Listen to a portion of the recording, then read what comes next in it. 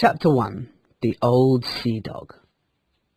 Squire Trelawney, Dr. Livesey, and the other gentlemen have asked me to write everything I know about the treasure island.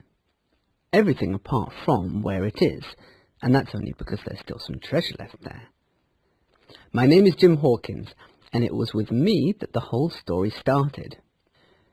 I was just a boy then, working at my father's guest house, Admiral Benbow, but I still remember very clearly how the brown old seaman first came to live under our roof. He was tall and strong, and was wearing an old dirty blue coat. He had a white sword cut across his right cheek. I remember him looking around the room that my father had offered him, and singing that old sea song that he sang so often afterwards. 15 men on a dead man's chest, yo-ho-ho, and a bottle of rum. "This is a nice room," he said. "Do many people come here?" My father told him no, very few. "Well then," he said, "this is the place for me. I'll bring up my chest. You can call me Captain." And he threw 3 or 4 gold coins on the floor. "Tell me when I've spent that." He was a very silent man. He spent all day in his room, or walking on the cliffs looking for ships. Every day he asked if we had seen any seamen around. At first we thought he missed other sailors, but soon we understood that he was really trying to avoid them. I knew even more than the rest of my family. One day the captain took me aside and offered me a silver coin every month for keeping my eyes open for a seaman with 1 leg. The captain seemed afraid of him, and I began to have nightmares about a 1-legged seaman too. But though I was so terrified by the idea of the 1-legged seaman, I was less afraid of the captain than everyone else in the guest house. In the evening he drank lots of rum and frightened all the other guests in the dining room. They had to listen to the terrible stories he told about his sea adventures and sing his sea songs with him. My father was worried that soon we would have no customers at all. But he was a weak man and ill too. He was so afraid of the captain that he never asked him for more money, even after his gold coins were long gone. We were sure he had money in his sea chest, but we never saw it open. There was only one man who was not afraid of the captain. That was Dr. Livesey. One day the doctor came to our guest house, and just as the captain started to sing his 15 men on a dead man's chest, yo-ho-ho, and a bottle of rum, drink and the devil had done for the rest, yo-ho-ho, and a bottle of rum. He had already drunk a lot that day and was singing loudly. Dr. Livesey didn't like the song and started to talk to old Taylor, our gardener. "Silence there!" shouted the captain, but Dr. Livesey paid no attention.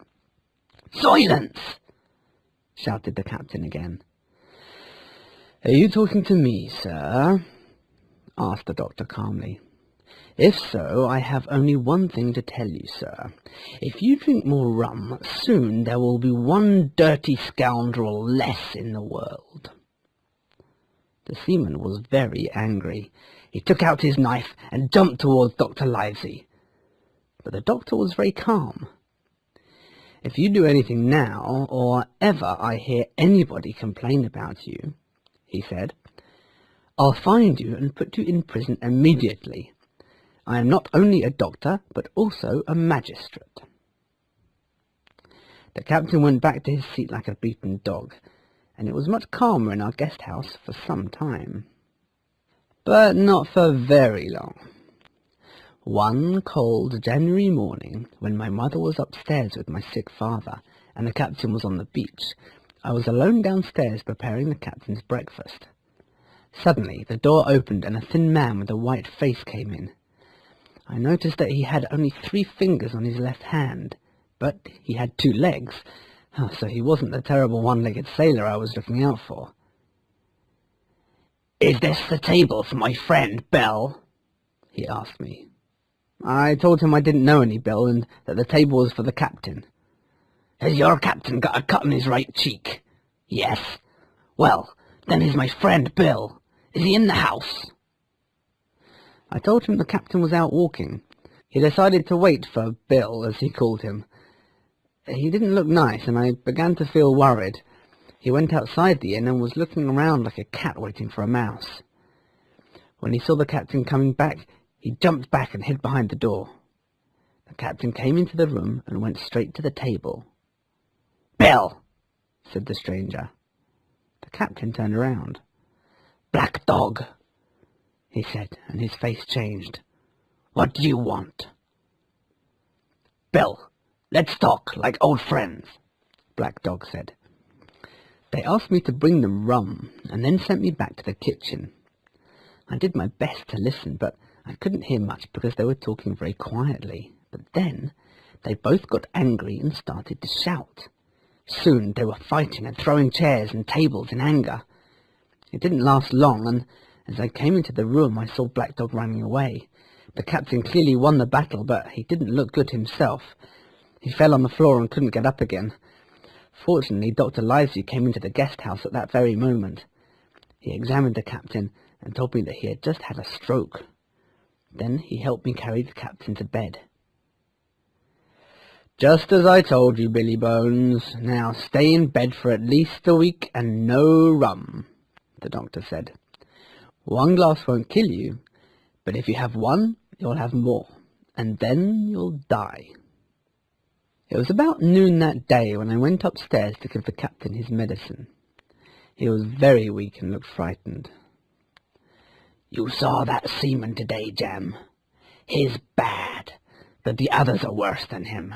They want my sea chest, but they can't get it before they give me the black spot. So, Jem, if you see that Black Dog again, or the seaman with one leg, get on a horse and tell the doctor to bring help."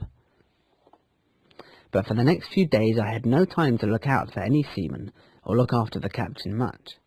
My poor father died suddenly, and I was both sad and shocked. I was also very busy helping my mother run the guest house and preparing everything for the funeral.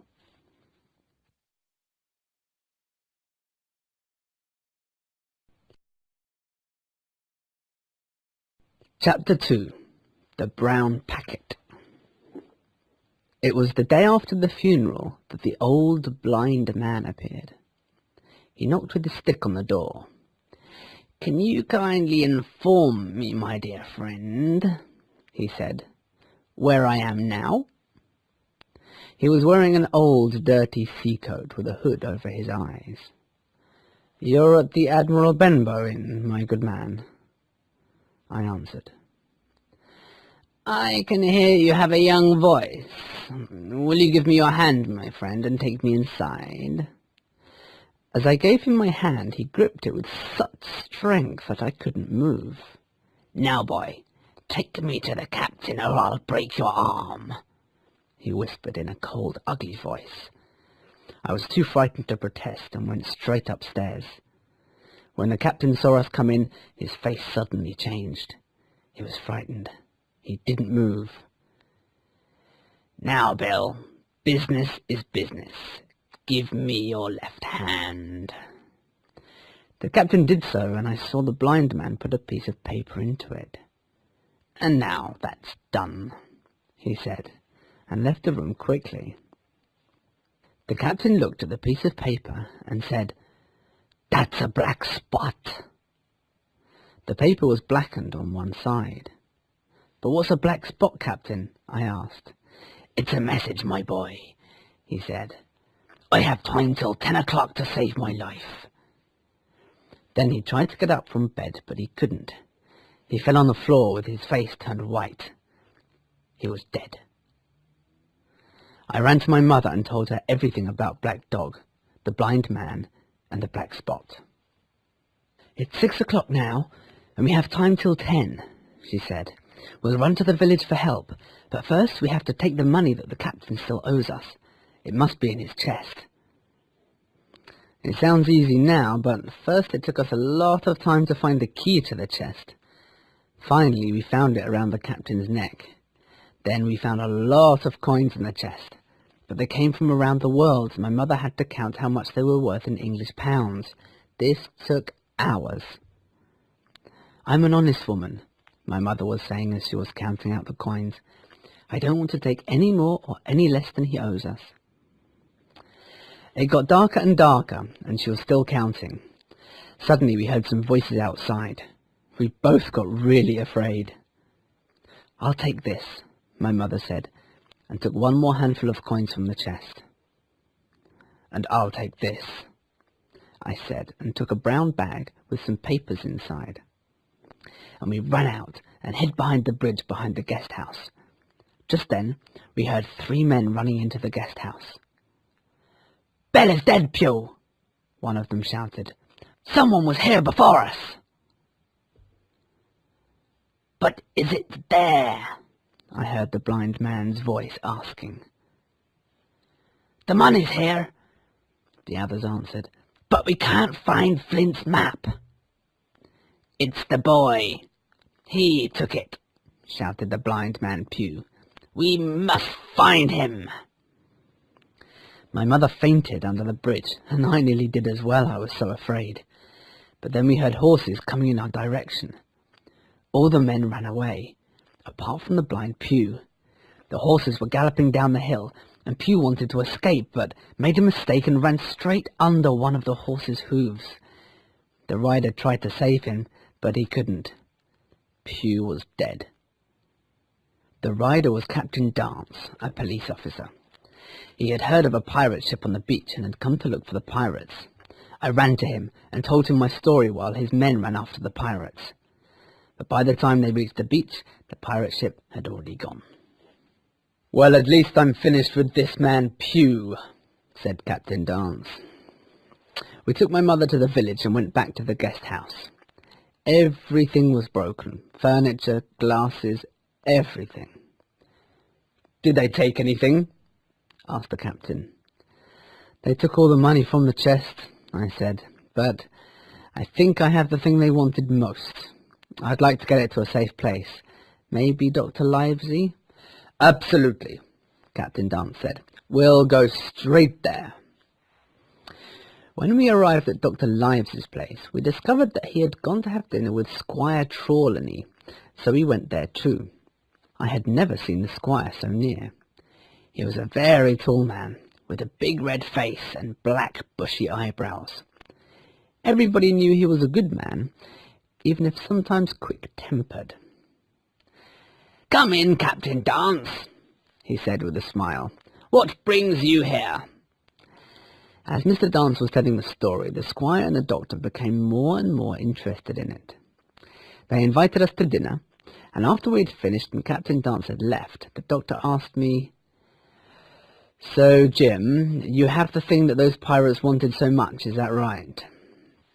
"Here it is, sir," said I, and I gave him the packet. "Well, Squire, you have heard of this Flint, I think." "Heard of him?" cried the Squire. "He was the worst pirate that ever sailed. Even the Spaniards were afraid of him." "Yes, I've heard about him myself," said the doctor. "But did he have money, is the question." "Money? Of course he had lots of money," cried the Squire. "Those pirates were looking for his money." "So I guess in this packet there should be a map which shows how to find Flint's treasure." "True!" exclaimed the Squire. The doctor carefully opened the packet, and we found a map of an island with all the hills and bays drawn, and with precise directions to get there. There were 3 red crosses on the map. Beside one of them it was written, "Most of the treasure here." After a moment of silence, the Squire started to speak quickly.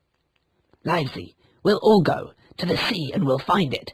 I'll be the Admiral, you'll be the ship's doctor, and Hawkins here will be our captain boy. We'll take my servants Redruth, Joyce and Hunter. I'll go to Bristol tomorrow to find the ship, and you'll go to London to find another doctor to work here. We'll clean the guest house, and then Jim will find another boy to help Mrs. Hawkins while he's away." "I agree," said the doctor, "and I'm sure so will Jim. But there's one man I'm afraid of." "Who?" cried the Squire. Tell me his name."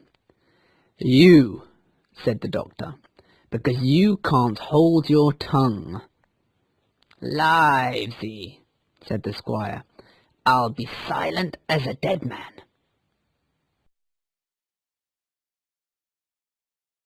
Chapter 3. We Go to Sea. I had stayed with the squire's old servant Tom Redruth for several weeks when we got a letter from Dr. Livesey from Bristol. It said, "To Dr. Livesey, or to Jim Hawkins and Tom Redruth if the doctor is absent." The doctor was still in London, so Tom and I opened it and read. "Dear Livesey, as I don't know whether you are still at home or still in London, I'm writing to both places. Thanks to my old friend Blandley, I bought the best ship you can imagine, named Hispaniola. At first it was difficult to find men, but later everybody wanted to help me when they found out we are sailing for treasure." "Dr. Livesey won't like that," I said to Tom, interrupting the letter. "The squire has been talking after all." And then we read on. "The best man I have found, a real treasure, is Long John Silver, as they call him. We met quite by accident and began a conversation. He's an old sailor, and now runs an inn in Bristol. The poor man has lost one leg, but wanted to go to sea again as a cook. I couldn't say no, as I felt sorry for him. But, as it turned out, he proved to be very useful, as he knows all the seamen in Bristol. Between us, we found the whole crew. Everyone is perfect for the job. I, myself, am in perfect health, and can't wait to go to sea. So come quickly, and bring Tom Redruth and young Hawkins with you. Squire Trelawney." You can't imagine how excited I was after reading the squire's letter.